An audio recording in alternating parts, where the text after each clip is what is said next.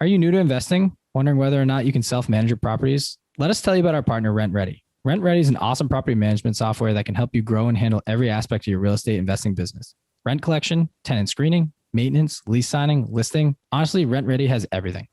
One of the best features is their new tenant software, Latchel, where you're able to remove yourself as the landlord from being the middleman between tenants and maintenance calls. And it's also essentially a fraction of the cost of what you would pay for property management. Let me also mention that RentRedi is unlimited. All their plans are flat price. This means you can keep adding properties to your portfolio without having to pay more. You can close on all the properties you want, and RentRedi's price stays the same. Best part about it is for you guys is they've given us an amazing deal to pass on to all Weekly Juice listeners. You can get 50% off any RentRedi plan at rentredi.com when you use our code JuicePod. That's rentredi.com, rentredi.com with code JuicePod, JUICEPOD, and you'll get 50% off any plan. If this is your first time here, welcome. During our shows, we interview successful entrepreneurs and investors to spread knowledge, advice, and actionable tactics to help others in the pursuit of financial freedom. We discuss successes, failures, systems, motivations, experiences, and key lessons learned along the way in the hopes that these stories help you along your journey. Tune in every Wednesday to get your weekly juice. If you've been here before and like what you've been hearing, please subscribe, share with friends, rate and leave a review on Apple Podcasts. That goes an extremely long way for us. It's simple. Just click on your podcast app, type in our podcast name, The Weekly Juice, click on the reviews, and let us know what you think. The more ratings we get, the more eyes we'll get on our show, and in turn, we'll be able to provide you all with high-quality guests. You can also find us on Instagram at Weekly Juice Pod for daily content and personal finance tips to assist in your journey towards financial freedom.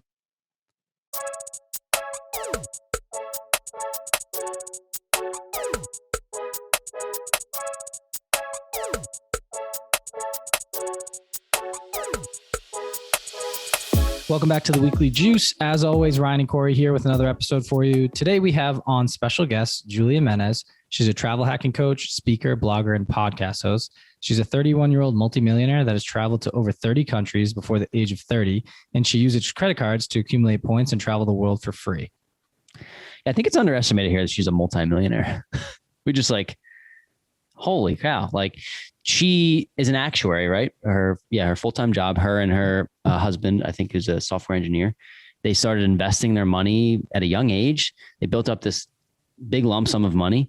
And then she started this business where she teaches people how to credit card hack and specifically travel hacking. And if you want to travel the world for free, go on a free honeymoon, Italy, France, Hawaii, you name it, you can really do this for free. And not only that, but do it within the confines of your own business in expenses that you would already be spending. At the end of the episode, or towards the end of the episode, we started talking more specifically for small business owners and real estate investors, how they can use business cards to essentially hack their business and pay for things that they were going to pay for anyways, but get paid back a ton with cash back points, or potentially leverage another card and go travel for free. And then that kind of just opens up the world of tax hacking, which she talked about briefly, and how you can kind of write specific things off. It was just an amazing episode where she really dives in and tells you how you can hack certain things that you'd be doing in your everyday life anyways and leverage money back in your pocket. 100%. Actually couldn't have said it much better, bro. So I think we should probably bring her in. This is a really good episode. Make sure you stay the whole time because it gets really good. Around the 40-minute mark. About 40 minutes, yeah. Cool. All right, let's bring in Julia. All right, Julia, welcome to the Weekly Juice. We are thrilled to have you on the show. If you could give our listeners a little background on yourself, who you are, where you're from, and then what specifically you specialize in. Hey guys, I am so excited to be here today. I'm Julia, and I am from the really exciting city of Blue Springs, Missouri, which nobody ever guesses when they ask me where I'm from. Really, the answer they're trying to get at is my parents immigrated from the Philippines, but I grew up smack dab in the middle of the United States, and it's hard to travel from there. It is really hard to get good flights from the middle of America, as I'm sure a lot of people know if you're listening from the Midwest. I'm from the suburbs of Kansas City.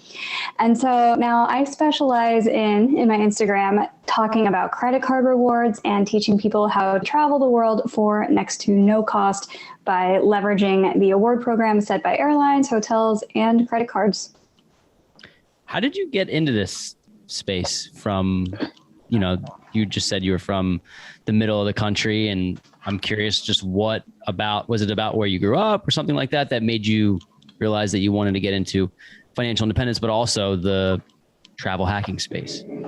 Yeah. So growing up, our family vacations, we would go to the Philippines maybe every 8 years. And that was the vacation. And I really wanted to travel abroad more because there was so much world to see. And when I was in college, I actually got to study abroad in China for a summer. And that was really fun. And we got to go all over with Beijing, Shanghai, all the way across to the Tibet area, and then a 50-hour train ride back on a train that didn't have a proper toilet. And we went to Hangzhou and all different places in China and studied international business there for a summer. And I thought after that, I really just want to keep getting to travel, especially if I can find a job that pays for me to travel. So I'm an actuary in my day job. And for the first 6 years or so of my career, just kept begging to be transferred into the global department, the international department, so that my job would just pay for me to travel around the globe. Well, those roles are far and few and very difficult to come by. You have to be rotating at exactly the right moment. You have to have the right people who are recommending you for the job. And it's just hard to find a job that pays for you to travel the world for free. So I thought, okay, is there a way that I can do this on my own while still having a job and just somehow get to travel for free? And kind of put that on the back burner and thought, wish upon a star, maybe that'll happen.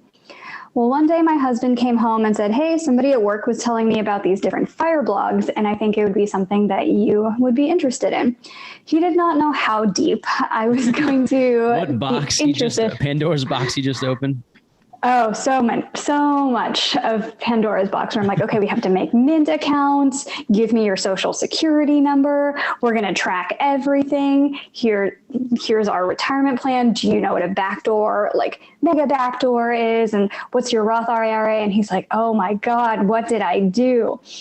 And as I was reading through these blogs, there's some like Go Curry Cracker where they talk a lot about how they get to travel for free using points and miles.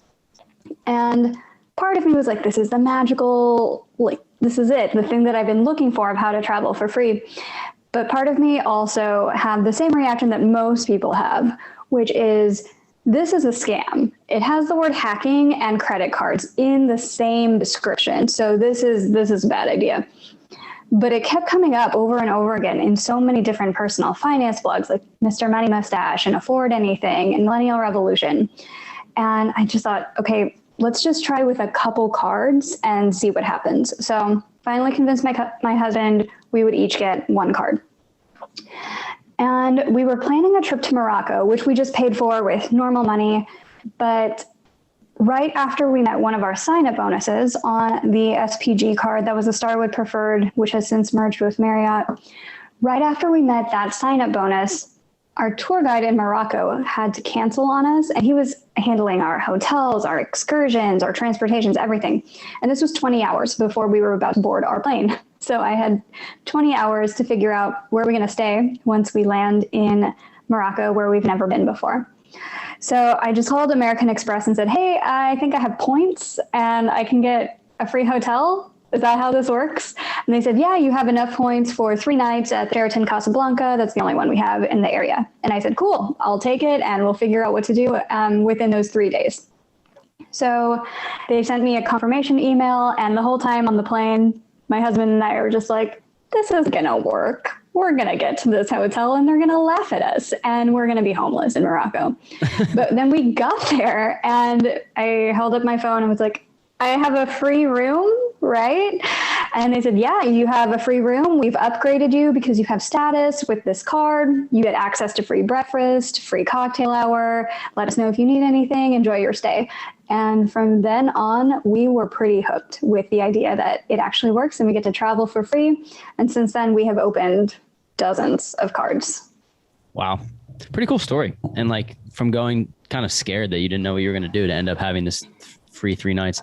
Kind of happened to me like that too. Like I only used the welcome bonus and I was like, wait, I didn't know that this is what they meant by travel hacking, that you just literally get points to go like strictly for hotels and travel. So maybe let's back it up a little bit and talk about your, like, what is travel hacking just in layman's terms so that people can understand it and or your definition of it. Sure. So the travel hacking that I teach on my Instagram is where you get to travel for free using points and miles that you get from airline loyalty programs, hotel loyalty programs, and credit cards. Got it. I think there's a misconception maybe when you hear, like you said, hacking and credit cards. I thought the same thing. Like, oh, are you like sneaking into somebody's place and staying there, or like sneaking into someone's bag, or like how does this work? Or you have like, to stay at a hostel. Yeah. You have to stay at like this rundown, like that's how you hack. You want to go to, Taiwan? Yeah, you're going to stay in this place that's $2 a day and there's no food, so, but to frame it this way, you're essentially able to do these things for free. How do we do it? What's the first step that you recommend? Yeah, for somebody who's completely new to the game, I would say it's best to work backwards. A lot of people will make the mistake where they see Jennifer Garner on TV, or they see all of these different ads while they're surfing through the internet, and then they say, oh, I want to get the Chase Sapphire Preferred, and then the Amex Platinum, and the Capital One, and then a Hilton card, and a Marriott card, and a United card. And then before they know it, they have cards in about a dozen different currencies where they can't pool them all together in order to get cool prizes. So instead of doing that, do the complete opposite and do the cards last. And you're going to want to work backwards. So pick the vacation that you want to get for free and say, let's say you're in New York right now, and then you want to travel to Hawaii. Get really specific and say, okay, I want to go to Maui, and here's who flies from New York to Maui. Here's the different flight routes I can take. Here's the hotel that I want to stay at. Here's how many points it would take to get that flight for free and that hotel for free for however long I want to stay there. Here's the different points currencies that would transfer to that flight or that hotel. And here's how I can get that many points by using these different credit cards with the sign-up bonus and then some other spending strategies. So working backwards that way, you're going to be a lot more focused, and it's going to be so much easier to get the travel that you want for free versus if you're kind of getting shiny card syndrome and then you're trying to figure out, what do I do with these points? It's really good advice. My wife and I did that exact strategy pretty much, but it was Philly to Hawaii for our honeymoon. And we got it majority for free, at least the flights and the stay at the hotel. We stayed at the Grand Hyatt. It's beautiful. And it was due to let's just call him my cousin. And he walked me through he's like, have you ever travel hacked? And I'm like, well, I have the venture card and I travel back and forth to visit my family out of state for free when I go home. But he's like, dude, you can do this like on a big scale. He's been to Greece, he's been to Italy, he's been to Hawaii, like a lot of different places. I'm like, well, show me the ropes, man. And it just to give a little, I guess, reinforcement behind that, like it does work. I've done it and it's amazing. So hoping that you can kind of give our audience like a snapshot of maybe how many places you've been and what's your favorite, I guess, and then kind of just like walk us through that story. I know you talked Morocco a little bit, but maybe there's like one place where you're like, wow, this one really hit me, and I maybe had a dream vacation or something like that for free.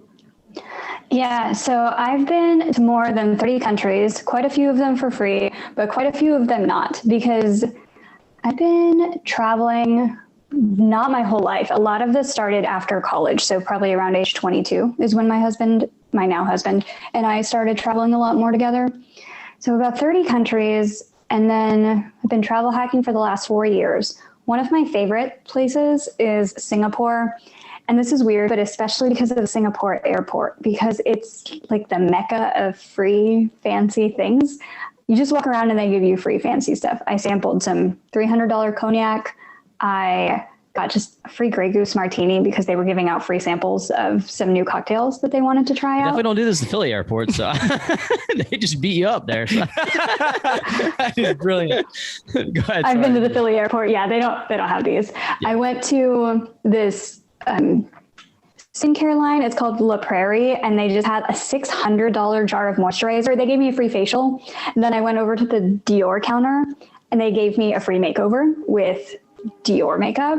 They have free massage chairs, an ice rink. They have movie theaters in, I think, a dozen different languages, free butterfly garden. The Singapore airport is incredible, and the food is super cheap and really good. And if you have lounge access, then you get to go into the even nicer part of the Singapore airport, also for free. So I do love Singapore outside of the airport too. Logistics are great. It's super clean. There's amazing food, lots of diverse cultures from all over Asia and the different hawker stalls. There's a lot that I love about Singapore outside of the airport, but also the airport. Even if you just have a quick layover in Singapore on your way to the Maldives or Thailand or India or anywhere else, it's worth it to route through the Singapore airport. I've never heard of somebody wanting to travel somewhere for an airport, but you just sold me on it. So, I mean, that's on our bucket list. My wife and I, we watched a movie and we saw there was this crazy tall building with like lights shooting out of it. And I forget the name of the movie, but it was amazing. We're like, oh my God, we got to go to Singapore. And now just the airport experience sounds amazing. So maybe that's my next travel hack. I want to tie this into financial independence because you mentioned in the beginning that you still have a 9-to-5 job, but we also didn't mention to everyone that you are a multimillionaire. That was my next thing. 31, I believe 31, 32. And you travel the world for free or discounted, but you've built up like a business teaching people this. And we'll get into that later in the episode. But for right now, I want to focus on financial independence and get your thoughts on like, what does financial independence mean to you? And why are you so focused on kind of making your money essentially work for you? Yeah, so financial independence for me and my husband is just really the option to do whatever we want. And a lot of people always ask, why are you guys still working? And why don't you guys just retire? Because you have enough to retire yourselves, probably your parents too. And because for background, I'm an actuary. If anybody's looking for a really high paying career, go be an actuary. Also go be a software engineer, which is what my husband does. So between the two of us, we have two very high incomes. We don't have kids or pets or any dependents. So expenses are pretty low, and they've been low really our entire lives because neither of us grew up with too much of a fancy childhood or fancy lifestyle. I come from an immigrant family. His family owns a ranch in western South Dakota. So we came up from very humble middle class beginnings. Yes. And then met at school in Nebraska, so more Midwest, and then moved to Colorado, lived there for a while, and now we live in Jersey City. All that to say, high incomes and pretty low comparatively. Expenditures, pretty low expense ratio. And so that huge gap just got invested all the time. And I think part of this too is to become an actuary, you have to pass all of these really rigorous exams, and you don't have time to do anything else with your life while you're doing these exams. So it took me 6 years to get through them. And for all of these 6 years, we didn't really go out because I didn't have time to go out. So we're like, oh, we're making high salaries. What do we do with this? Guess we'll just stick it into some index funds and let it grow because we don't have anything else to do. I have to study. And then he just kind of played video games and kept to himself for 6 years. That was the first 6 years of our relationship, by the way. We started dating right before I took my first exam. And then 6 years later, I was done. And then we said, oh, we have a lot of money that we just squirreled away into investments. And I think a lot of people in the FIRE movement manufacture this for themselves, where they just say, I'm going to live under a rock for a few years, just put everything into savings. And then one day I will emerge as a lovely butterfly who has a whole bunch of FIRE money. And we were basically forced into that because of how actuarial exams work. But that's how our FIRE journey really happened, was two large incomes, not a lot of spending by design of how my career worked, and then put all of it into investments. And then one day we were FIRE. That's amazing. Well, congratulations. That's inspirational. And I think what's cool about you is that now that you've reached this point in your life, right? You're still working, right? Because you have a passion for it. We talked about that, but also you're trying to help others become rich. And I think that's admirable. Can you talk about like specifically how you go about that and maybe kind of tie it into like what message you want and to convey to aspiring entrepreneurs and investors and like how they can take the next step in their life, right? And potentially become FIRE one day like you are. Yeah, absolutely. So a lot of my Instagram is based off of collaborations and sharing stories of people whose stories don't really get to be told that often, whether it's from a personal finance perspective or a travel hacking perspective. Both of them kind of get interwound in my GeoBreeze Travel podcast. Because if somebody were to Google points and miles or travel hacking or best travel hacking blogs, you're going to come across like the same 12 guys over and over again. And it's the same story so often, where it's a road warrior or a business traveler who gets to travel a lot just for work, or somebody who is in finance, or somebody who is in tech, or it's like the family travel where you have 2.4 kids and 1.6 dogs. And those are really the travel hacking stories that you hear over and over again. And a lot of the time it's the money stories that you hear too, where it's like, oh, well, I have a 9-to-5 job, or I have 2.4 kids. And this is the standard cookie cutter of financial stories that we tell the world. But there's so many more stories that don't actually get to be told. And so with my podcast, I interview a lot of travel hacking women, a lot of immigrant first generation, a lot of people of color, because I bet even in the travel hacking circles, whenever I ask people, hey, do you know of a Latina travel hacker? A lot of people will be like, you're the only one I know. And jokes on them, I'm not even Latina. So I like to uplift a lot of those stories that people don't get to hear. And by talking about travel hacking, you also get to hear about a lot of different money stories from people, a lot of those money mindsets that people grow up with, a lot of those barriers to wealth, because some people make $50,000 a year and they're like, I can't afford to travel. I learned how to do this just from reading different blogs, and this is the only way that my family can afford to take vacations, which I really like that we're able to spread that message to so many diverse people. That's awesome. Yeah. I'm curious what you recommend for people to get started if they want to, maybe specifically FIRE. And you came from humble beginnings. That's what you talk about. But so you're speaking to a lot of people out there. I mean, if they want to get started, FIRE, and then I assume that the travel hacking was a byproduct of FIRE, right? How would you recommend somebody getting started if they're on step 1 or 2?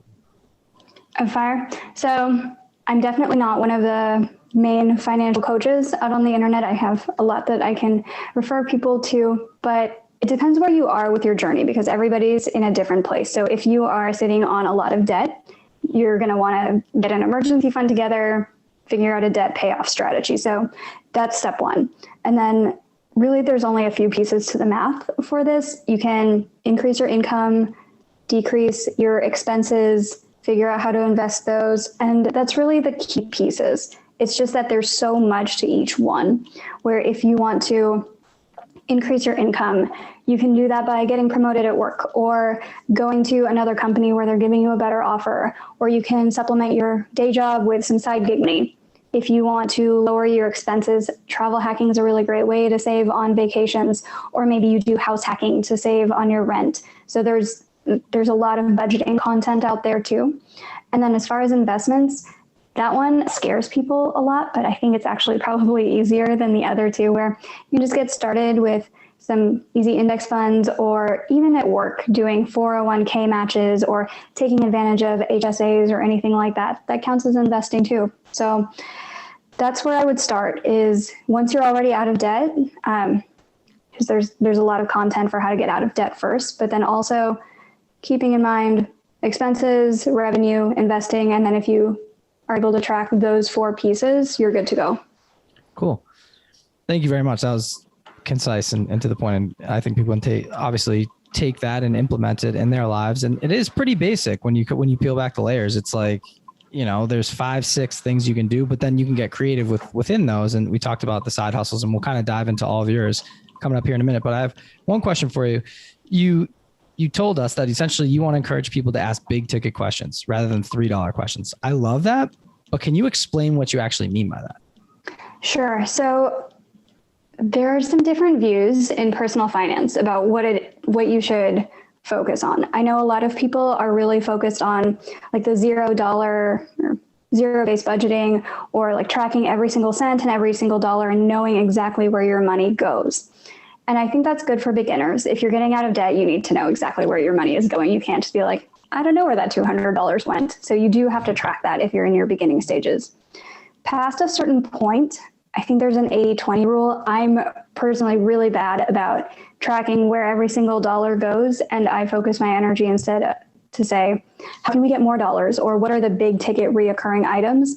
So that's more so what I mean when I say ask the big questions, is what's going to be the game changer here? If it's oh, we should move to a lower cost of living area because everybody can work remotely now. That can be a big ticket item, and it's going to make a lot more difference than avocado toast. Whenever we go grocery shopping, if I want a $5 slice of cheesecake from the fancy section of the bakery, I'm just going to get the $5 slice of cheesecake, and then I will figure out how to get another side gig client or something, because that's going to be much more of a game changer for where I am in my personal finance journey. I know that if you're just starting out, this is not the same advice for you. You need to be tracking a little bit more diligently than what I'm doing.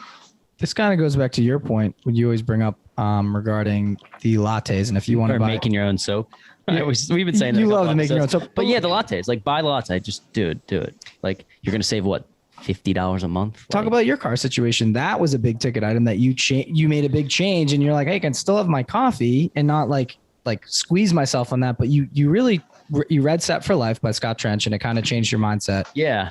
Well, I mean, for me, and to relate to kind of what you're saying, the big ticket items is housing. So house hacking was an avenue that I took, but also I bought a Mercedes when I was 22. I told this story in like one of our first episodes. So I don't know how many people listen back there, but I bought a Mercedes. I thought I was hot shot. Come on. Yeah, I thought it was, but I also thought I was like doing something cool for myself. And then I realized that like, it's just a car, and I do want eventually to have a really nice car, but I want to buy it in cash with assets, not with active income. So I bought this Mercedes, and I thought it was costing me the $350. It was a used, right? It wasn't new, but I thought it was costing me this $350 a month.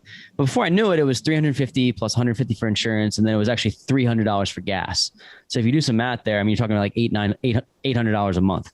And I realized like, it's not bringing me the value that I thought I would be getting out of it. So instead I bought a little bit of an older car, that a hybrid, and ended up taking that $800 expense down to like probably $400. So saving that $400, and that's with, insurance and everything in it. So I love the big ticket items because purchasing the cheesecake probably brings you happiness because you like the cheesecake. It's not like you don't have to like not eat the things that you want, as long as you know generally and high level where your money's going. So I totally and 100% agree with you there. Love it. Thanks for sharing that. Yeah, man. That's I love kind of how we got started. And almost exactly. So it's good. It's good to bring it back. Also you talk about not only big ticket items, but like growing your income, right? Say you don't want to go with a fine tooth comb and like squeeze everything in your budget all the time. Like you need to find a way to generate more income. So for you, obviously you're a high income earner, but I think your passion, and you found something that you're passionate about, right? And you leverage it into more income. So let's talk about GeoBreeze Travel, and you have a side hustles in general too, right? Yeah, 100%. Yeah. But for you specifically, you have the podcast, you have coaching that you do on Instagram, and then a blog. And I think there may be a few more pillars that you have to that. Can you walk us through the inception of your business and, how that generates money for you on the side? Sure. So a few years ago, probably 2 years ago or so, I started learning about business credit cards, which have huge sign-up bonuses and lots of different perks compared to a lot of just the personal travel hacking credit cards. And I said, okay, I need to get into the business credit cards. I did not realize at the time that to qualify for those, all you really need is like an Etsy shop, a Poshmark shop, sell stuff on Amazon. That qualifies. You can get a business card with that. I did not know that. So I'm like, I have to start a business. So I started a travel agency. It was like a full-on travel agency is what GeoBreeze was in the beginning. Did all of that paperwork, got a few clients, really didn't like actually doing travel agent work because the tools they gave us were not good. Every time I had a client, I was like, you can get this for free by travel hacking. I should probably not tell you that, but here it is. So I did this just so that I could get some business credit cards opened up. And then when the pandemic hit, kind of used that as an excuse to pivot because I was like, oh, no one needs travel agents anymore. Guess I'll do something else that I actually enjoy more so. So now we have a few different streams of income for GeoBreeze. One is the travel hacking coaching. So I prepare 12-month strategy plans for people because like we mentioned at the beginning, you really want to work backwards towards a specific goal. If you are just haphazardly opening credit cards everywhere, then suddenly trying to figure out what to do with those, you're going to really struggle, especially as a beginner, get the cool travel or like to get the travel that you actually want. And you're going to have a lot of points where it's just being dragged around being like, what do I do with these points from like Hawaiian Airlines? I live in Florida. I don't go to Hawaii very often. Why did I open a Hawaiian Airlines travel credit card? So that's one of my streams of income is travel hacking coaching, helping people to stay organized with their travel hacking and get started or level up from there. Another one is I host monthly masterclass hangouts where each month we dive into a specific card program. So last month we went into Chase and talked about here's the personal trifecta of card combinations you can do. Here's the business trifecta. Here's some ideas for some of the sweet spots where you can use your points and miles. Here's how to actually use the Chase portal, because earning the points is one thing, but then suddenly when you have that pool of points, you're just looking at it going, how do I take this and actually turn it into free travel? So I taught people how to do that. And then this month for May, we are going into American Express. So another stream of income I have there. And I make a lot of side income through affiliate links. So whenever you're signing up for a credit card, never ever just Google a card and apply from there, because you could be missing out on some better offers. So always ask around, ask a friend if they have a referral link so that they can get some points from you signing up, especially if you are in what we call two-player mode, where you and your partner are both doing travel hacking. Refer each other so that you can get even more points from the referral bonus from like you referring your spouse. You can get a lot more points that way too. Or if you are in one-player mode, just reach out to your favorite content creators. We all have affiliate links and always appreciate it when our fans use our links to apply for cards. So those are the main streams of income I have right now. Once in a while I'll do like a sponsored post or something on Instagram, but those three are the main ones I have going from month to month. Yeah. So I want to touch on the actual action of the credit card hacking to go off of this, like what you're teaching, and how are people spending? Are you spending the dollars that you would spend ordinarily?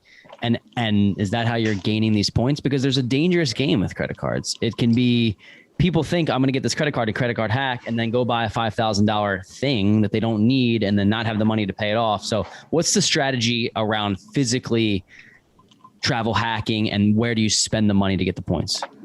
That is a great question. So the first two rules of travel hacking. Number one, you need to have all of your bills paid off in full, preferably automatically, every month. Because if you are carrying a balance on these credit cards from month to month, you're going to have to pay interest. And that interest is really, really high on these different credit cards. That's how the credit card companies can afford to give out such good travel benefits, is they're banking on the fact that most people don't pay off their credit cards in full. So they're like, oh yeah, just pay us a whole bunch of interest and that's going to cover your travel. So rule number one, don't fall for that trap. Always pay off your bills in full every month. Rule number two, like you mentioned, do not buy random crap just to get more points. Most of the points that you're going to get, especially as a beginner, is going to come from the sign-up bonus within the first 3 months of the card. A lot of them will have terms like you get 80,000 sign-up bonus points if you spend $4,000 within the first 3 months of opening the card. And you really want to get that sign-up bonus because it's hard to get points outside of that sometimes. But also you need to come up with a plan for what you're going to do with that $4,000 before you open the card. It's really good to open cards right before a large spend is going to happen anyway. If you are remodeling a kitchen, putting a down payment on a car, especially if you're planning a wedding. If you're planning a wedding, you should open like 4 different cards, get your really, really fancy honeymoon for free. So plan ahead and time your cards with your large expenses so that you're not caught in a trap where you say, oh, I need to meet the sign-up bonus. I'm 1,000 points away, or I'm $1,000 away. Guess I'm going to buy $1,000 of things I don't need on Amazon. Don't fall for that trap. So those are the first 2 rules of travel hacking. Thank you. Can you dive in on the honeymoon? And when I have a lot of friends planning weddings right now, and I think a lot of listeners may be planning weddings. Can you talk about what potential cards they could open or what types of cards to help pay for things? You mentioned 4. That's kind of a lot to me. I'm like, okay, say that someone has like a $50,000 wedding, they have a bunch of expenses. Like what do you even mean open up 4 cards? Yeah. And that can be 4 cards across you and your fiance. So I would start with, where do you want to go on your honeymoon? Because the combination of cards that you're going to get if you're going to Bali is going to look really different than if you want to take a honeymoon to Italy. So start there. And then, kind of like we mentioned at the beginning, who flies from your home airport to that destination? What hotel do you want to stay in? And what points do you need? Is it going to be a United flight? Is it an American Airlines flight? And what hotel? Is it a Hyatt hotel that you want to stay at, a Marriott chain? So going backwards from there can really help to narrow it down and pick some different cards. And then if you have a pretty good calendar of when you're going to have to pay your wedding deposits, which the knot.com and all of those cutesy wedding websites will give you that calendar of here's when you need to pay your DJ, you can time your credit card openings with that calendar. So if you're saying flowers are going to cost, I don't know how much anything costs for a wedding anymore. $3,000. I have no idea either, but I was hoping you might. Well, it's been a while since I got married. $3,000 for flowers. Then you should open a credit card right before you pay for flowers, or right before you put down a deposit for the venue. So you can kind of do this match up game of, okay, this is going to cost this much for the dress and this much for catering deposits and this much for the DJ, and then open different credit cards when you need to make those payments. And then suddenly you're going to have a whole bunch of different points that you can use towards your honeymoon. Cool. Can you talk, this is daunting for a lot of people, right? You hear credit cards and you're like, oh, like I'm taking on more debt to pay for something else. Like, can you talk about the concern of people not wanting to ruin their credit score by opening up so many different types of cards, and then also go into your personal systems that you have to keep yourself in check to say, hey, listen, no, this works and this is why it works. And this is how I keep my like checks and balances, right? Just so that people understand that it doesn't and can potentially not ruin your credit score. Yeah, so I'm going to start this by saying my credit score is generally over 800. And that's because travel hacking is actually good for your credit score if you do it correctly. So biggest piece of your credit score is going to be that regular payment history piece. And if you set up your credit cards to all be paid automatically in full every month, like you're supposed to, you get an A+ in that section for payment history because everything's being paid off in full. Nothing's going into collections. You're good there. The second most important piece is your credit utilization, which is how much credit do you use each month? How much are you charging to your credit cards?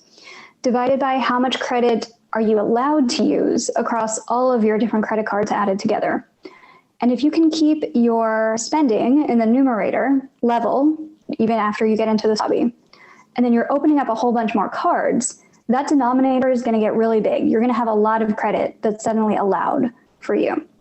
And the numerator stays the same. So your credit utilization ratio goes way down. It's going to be under 10%, which is excellent. And that's going to help your credit score as well. There's sometimes a myth that, oh, you don't want to have like too much unused credit because the credit card companies will get mad at you. But that's false. There's this really backwards circular logic with credit card companies that I'm sure a lot of people have probably experienced, where you're saying, hey, I keep maxing out my credit cards. Can I get more credit can I have a larger line of credit?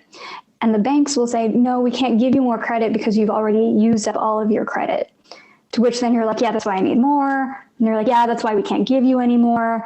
So it's very backwards. But then if you're on the other side of the spectrum, where you're only using a tiny fraction of the credit allotted to you, then suddenly the banks just keep offering you more credit. They say, would you like a larger credit line or a new credit card? And you're like, well, I haven't even used the credit allotted to me. And they're like, that's why we would like to extend you more. So weirdly, it really helps your credit score that way. The piece that hurts your credit is the hard pulls, which is what concerns people whenever they're thinking about like, oh, I'm opening a whole bunch of credit cards. They're going to do the hard pulls. That's bad for me.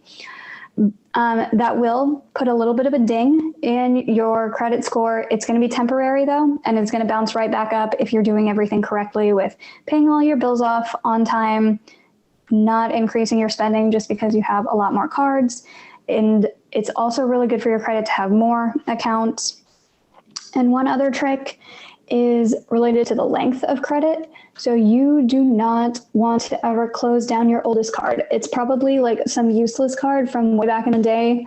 and you're like, oh, I never use this anymore, I should just close it down. You should not. You should keep it open forever, because it's really good to have a long average age of credit. And when you're first getting started with this, it's going to shrink your average age of credit just because you have so many new cards. So it's really going to help if you keep your oldest credit card open. Cool. Thank you for that. I want to tell you about something that I saw and it freaked me out, but like someone that I know does this thing called credit card churning. And I want to get your thoughts on this in a minute, but I've seen at his house, he has a binder, like it looks like an old Pokemon card binder / baseball card binder. And it has credit cards in there. And I'm like, are you kidding me, dude? But like based on what he's telling me, he's got good credit and he travel hacks and he goes all these places for free and blah, blah, blah. But to me, that's so scary because I'm like, how and when do you shut down the card? Right? Like obviously you said, keep your oldest credit card. That's your kind of like your anchor card, right? For the average age of credit. When do you shut these things down? And like, how do you know to keep using some of them occasionally? Like there's got to be some system or like maybe recommendation where people could go look at this, because it's totally mind blowing me. You could have like 30 credit cards open. I wouldn't know what to do. I can like with 2, I'm just like so in tune with making sure that they're paid off on time and all that. And I think it can be overwhelming for a lot of people. Yeah. So why do people churn? The reason that somebody would want to close down a credit card just to reopen another version of that credit card later is so that they can get the sign-up bonus again. Because like I mentioned, most of your points are going to come from that large sign-up bonus. So people will have strategies where they open a card, use it for a little bit, close it down, sign up for a new application version of that card so that they can keep getting more of these sign-up bonuses. Different cards have different rules about how much you're allowed to do that. For example, Chase Sapphire Preferred, Chase Sapphire Reserve, you're allowed to do that every 48 months. For some of the other Chase cards, like the Chase Freedom Flex, Chase Freedom Unlimited, you're limited to every 24 months. Amex oftentimes will just say you're only allowed one sign-up bonus per lifetime. Lifetime is more like 7 years, but they're technically saying you're only allowed to get the sign-up bonus once per lifetime, so you should not churn this card. So that's why people churn, is so that they can get the sign-up bonus over and over again. How people decide when to close a card, if you're a logical person and not just doing this to churn, you should close down cards if you can't justify the annual fee. If you have a no-fee card, just keep it open forever, unless you need the sign-up bonus again. Otherwise, just keep it open forever. For cards that have an annual fee, you want to try each year to justify, is it worth paying this annual fee to keep the card open another year? An easy math one is a lot of the hotel cards will cost $100 or so a year, $95, $89, and they come with a free hotel night each year. So as long as you can stay in a hotel with that chain, you're planning to stay somewhere, it's going to cost at least $95, you can get that one for free, it's worth keeping that card. So that's why some people will like open a card and then sometimes they'll say, oh, I got the Southwest card, but I never fly Southwest anymore. Then close the card if you can't justify the annual fee. That is how I advise people to decide what cards to keep and what cards not to keep, especially if you're just beginning. Don't get too deep into churning yet because there's a lot of technicalities with it. There's also a rule called the 5/24 rule, where if you open more than 5 credit cards across any family, Chase, Citi, American Express, within the last 24 months, Chase is just going to reject your next application until enough time has passed that 5/24 number is 4/24 or lower. And so that's something you have to watch out too with churning is what is your 5/24 status, which gets into the second part of your question of how do you even stay organized with any of this? They've got apps for that. So one of my favorites is Travel Freely. It's a calendar app where you tell it when did you open certain credit cards, and it will tell you what is your 5/24 status. It will send you email reminders when your card anniversary is coming due so you can decide if you want to keep it and justify the annual fee. It will send you email reminders when you need to meet your minimum spend, when that 3-month time period is about up. It will also send you reminders of when it calculates that it's safe to open another card or when you should wait, because if you're opening 5 cards in the same month, you're going to get rejected for that. So Travel Freely is a really good app for keeping you organized there. And as far as other apps to keep you organized, one of my favorites is Card Pointers, which answers the very simple question of what card am I supposed to use for this to get the most points. So you just tell it, what cards do you have? And be like, I'm going to the grocery store. What's my grocery card? Or what's my card for online shopping? Or which one should I use for restaurants? And it easily tells you the answer to that question. So those are a couple apps to just keep somebody organized as they're amassing a dozen or more cards. That's amazing. Those are the golden nuggets I was looking for, because I think everyone's looking for an app or something to streamline their business or a side hustle or even just like a hobby, whatever you want to call this, for someone that maybe doesn't monetize it. So specifically on our show, we interview a lot of real estate investors, and I'm wondering if you can help tie this bit like a business card to a small business owner or a real estate investor. And like, I know you mentioned when you were first starting out, the reason you started your travel company was because you were like, wow, the bonuses and benefits you can get with the business cards are amazing. Can you talk about and connect it to a real estate investor and just like what potentially, like, you know, guys like us who have a couple of different properties and we're in business together, like what maybe would you recommend that we open and why would that be a benefit to us? Sure. So one of my favorite business credit cards is the Chase Business Inc. Cash, and it's a no annual fee card. And I love this because it gets 5 points per dollar at office supply stores, which for most real estate investors, you're probably thinking, I don't need that many office supplies. Why would this card be good for me? You can go to Staples and then buy all the Home Depot gift cards. Then you're basically getting 5 points per dollar when you take those gift cards and go to Home Depot. So then you are like remodeling kitchens, doing all of that, and you're getting 5 points per dollar instead of the usual 1 or 2 points per dollar that you would get at Home Depot with any other credit card. So that would be my absolute favorite one for real estate investors. Anybody who's flipping properties, managing Airbnbs, doing any of that, do the Home Depot hack. Buy your gift card somewhere like Staples, or if you are just getting into this, you don't have your business set up yet, you can just get one of the cards that gets really good points at grocery stores. Amex Gold is pretty good. There's a couple of Chase ones that are good too for groceries. And then do the same thing in the grocery store. You can get 3 or 4x points at a grocery store, buy all the Home Depot or Lowe's gift cards, and then go from there. And then you'll earn a lot more points when you go to home improvement stores that way. Whoa. Mind blown. Yeah. That was amazing. That's major stuff right there.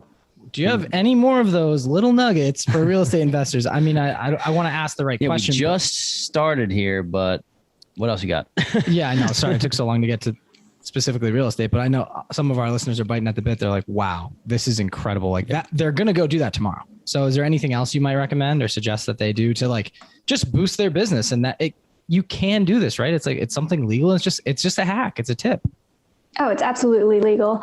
Use my links when you apply for these cards. But then the other card that's a really good combo is also no annual fee. It's the Chase Inc. Business Unlimited, and you get just 1.5x everywhere.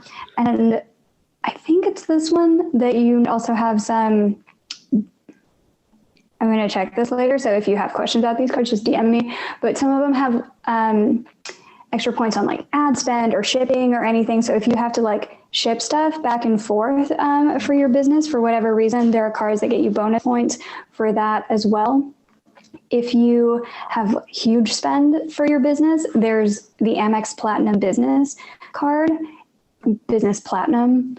And the minimum spend is $15,000 in 3 months, which scares a lot of people away. But if you're like, oh, I'm going to meet that whatever because I have to remodel an entire home, this card's awesome to get because whenever you book a flight on points, you get a 35% rebate just coming back. So you only have to spend 65% of whatever the points would be to get these cheap flights or free flights. So also a really good business card. I think this is great because it's funny you say remodel a home. We're going into a renovation and we realize that in some of our renovation projects, we're going to have to front potentially for materials and just for different projects around the property. And I think our card gets like 1.5% cash back, which is good, but it makes us think like we just got whatever business card was available to us. We didn't really do much research, but you're actually doing yourself a disservice by not like really looking into this. And people think, oh, I'll just get any credit card. No, you shouldn't. You should get the right one. So let's just put a specific example together. Let's say someone's going through a renovation, right? And they have to buy $20,000 worth of materials.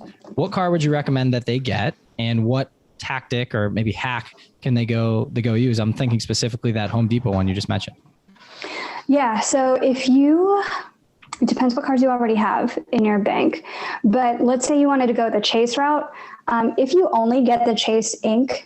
business cash, like we mentioned for the Home Depot hack, if that's the only card you have with Chase, then that's just cashback points. You can't use it for travel.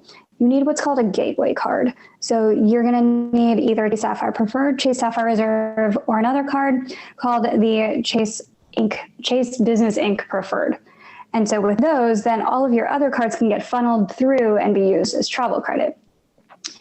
And the Chase Inc. Preferred is great because you're going to need a $15,000 spend on that anyway in 3 months. So that covers you there. And then the minimum spend on the Chase Inc. Business Cash with the Staples Home Depot hack, that minimum spend $7,500. So with just those two cards, you can meet most of your minimum spend that way. You can use the Staples Home Depot hack. And then from there, you can route those points through the Chase Inc. Business Preferred, which is your gateway card. Use all of this to get free travel. So for this cashback card, I think it's a Chase Inc. I believe you mentioned. What's the percentage cashback? Is it 5%? 5% back, 5 points per dollar, we'll say. 5 points per dollar if you're shopping at Staples or other office supply stores. Got it. So if we did the hack and you had to spend $20,000 in materials, you could essentially get $1,000 back.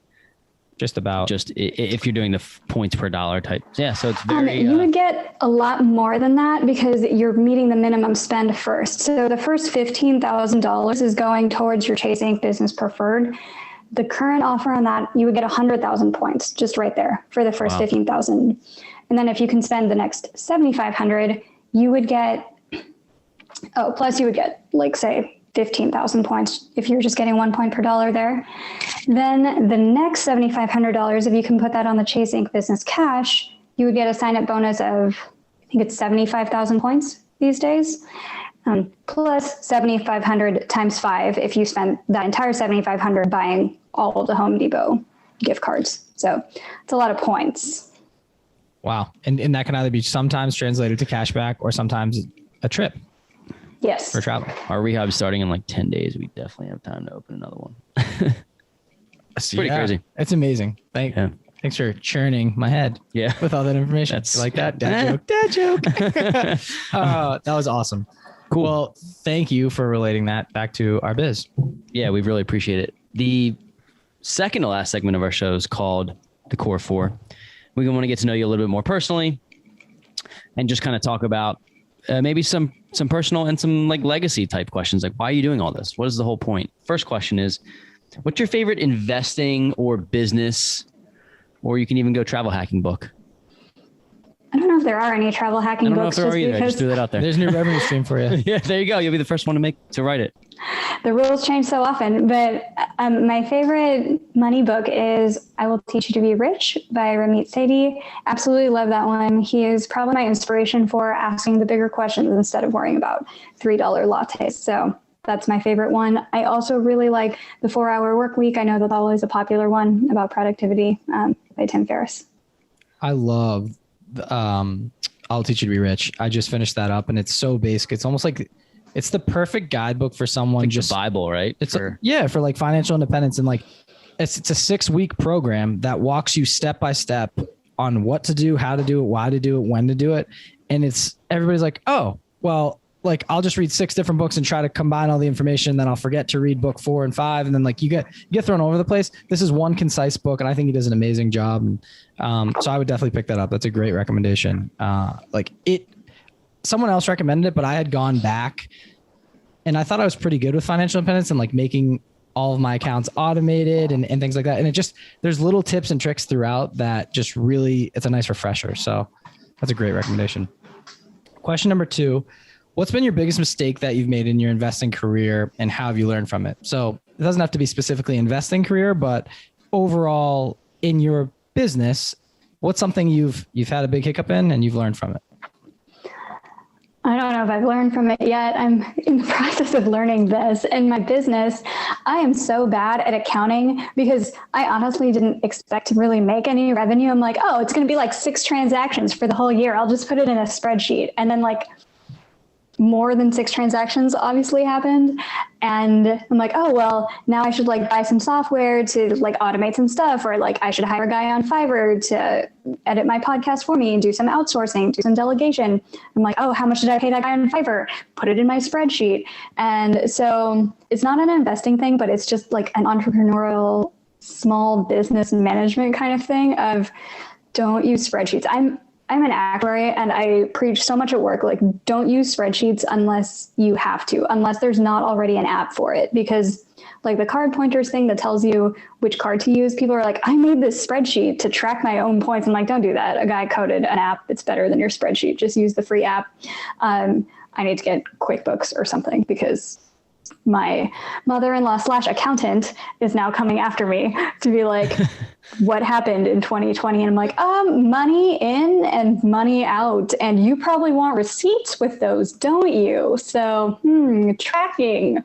Yeah. So that's what I'm learning right now in my entrepreneurial journey is you'll be surprised how successful you can get. I think a lot of people kind of tell themselves, oh, it's not going to make any money. It's whatever. I just did this so I could open some business credit cards. And then suddenly you have to pay taxes and stuff and do some learn tax hacks. We're going to dive into the QuickBooks world probably within the next couple of months too. We were told by a couple of people, especially doing a renovation. So we're right there with you. Third question is, who's your who for 2021?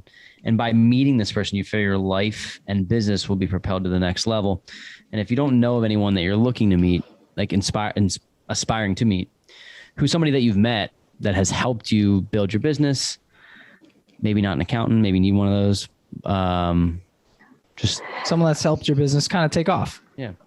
Yeah. So somebody who I've recently met through Instagram and through a different network as well, his name's Carter Cofield, and he teaches tax hacking, which I am so interested to learn because that's part of the only reason that I care about revenue for GeoBreeze, because I donate the income because I'm FI. But Carter Cofield writes all these different books, Instagram posts, everything about different ways to write off your entire life once you're an entrepreneur. You guys should have him on the show. Ryan's writing it down right now. Literally just wrote it out. He'll be on. Yeah.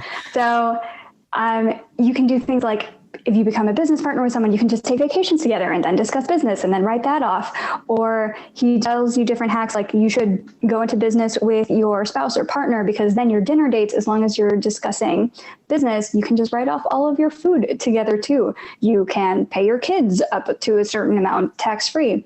So all of these different things where I'm like, I want to write off all of my travel because that's a next level travel hack. So yeah, you're like inception of travel hacking. That's incredible. Pretty cool. Yeah. So I think he's probably my game changer for this year. Awesome. Love that. That's a great answer. So last question on the core four, more personal, just so we can get to know how you tick a little bit, but what do you want your legacy to be?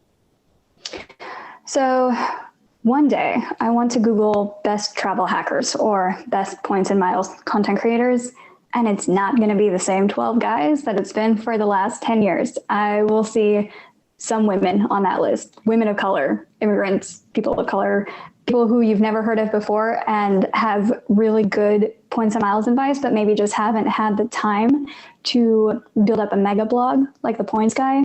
So I hope that my legacy will be that somebody like that gets discovered through my podcast, and then they get to grow their Instagram, they get to grow their personal brand, and that we will, hopefully more than one person, that we'll have an entire community of people who elevate each other up through travel hacking. And then it becomes a lot more accessible to a lot of people who thought it wasn't for them because they just couldn't relate to anybody in travel hacking before.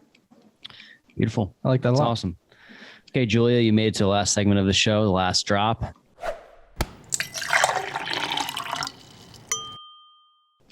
What advice, well, knowing what you know now, what advice would you give your younger self if you can go back in time and do things differently? I would reassure myself that eventually I will make friends, because I was just a really weird, nerdy Asian math geek person in Blue Springs, Missouri in the early 2000s. So that's not going to get you a lot of prom dates. And I would reassure my teenage self that didn't know how to use eyeliner or straighten her hair and had like a weird headgear because my teeth were all sorts of messed up with braces, I'd be like, it will be okay.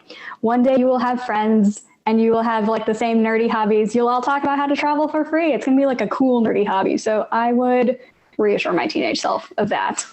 I love that answer because we started this podcast because we felt like we wanted to bring some cool into the financial independence space, because I think it has a stigma of like, just like being super nerdy, and it is, but then you meet all these people that are doing the same thing and it becomes your own community. So we wanted to bring some like just different spin on it. So I really like that answer. That's a good way to relate it back to, because everyone's been in that spot once, twice, 3 times, a million times, like second guessing yourself, right? And just like not knowing who you're going to be.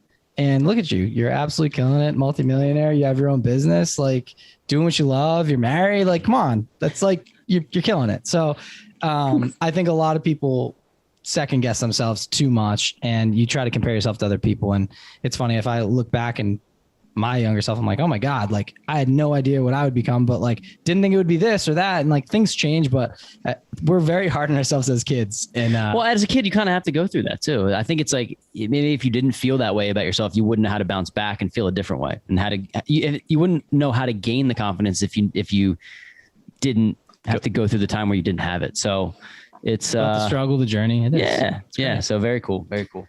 Cool. Well, Julia, how can people get in touch with you if they heard this episode and they're like, wow, she's amazing. She brings so much value to business, life, traveling, like all this. And they want to potentially like utilize your course or network with you or just get to know you a little bit more. How can they find you? Yeah, so I'm mostly on Instagram. My handle is GeoBreeze Travel. If you love the sound of my voice, you can just binge listen to my podcast, the GeoBreeze Travel Podcast, where I interview a lot of other people about how they like to approach points and miles strategy. We have all sorts of different lifestyles on there, from luxury to super frugal to business to family, lots of stuff.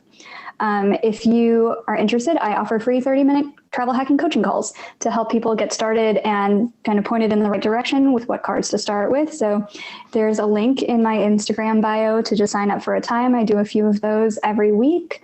And then I host monthly masterclass hangouts if you want to do a deeper dive into a particular program. And a few friends of mine and I are organizing a travel hacking meetup in Chicago on August 7.